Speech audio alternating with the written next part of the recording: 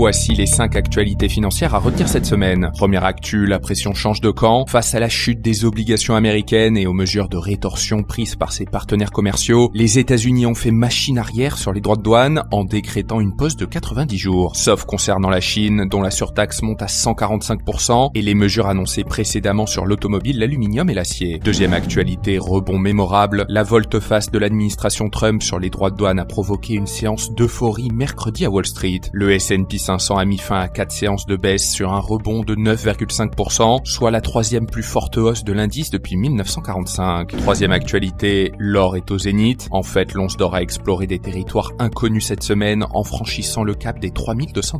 Le métaux précieux a progressé de plus de 20% cette année et on notera tout de même aussi la bonne performance de l'argent en hausse de 8%, même si l'or domine toujours les débats. Quatrième actu, Chine va-t-il bientôt être coté à Londres? En fait, le groupe de fast fashion chinois a obtenu le feu vert des autorités financières britanniques pour déposer un projet d'introduction à la bourse de Londres. Il attend encore l'aval des régulateurs chinois et pour rappel, Shein s'était replié sur Londres après avoir envisagé une IPO à New York. Et pour la dernière actualité, on s'intéresse à l'Union européenne qui garde en réserve une potentielle taxation des géants numériques américains si les discussions commerciales avec la Maison Blanche venaient à échouer. Car si la balance commerciale de biens des États-Unis vers l'Union européenne est déficitaire, elle reste largement excédentaire dans le domaine des services.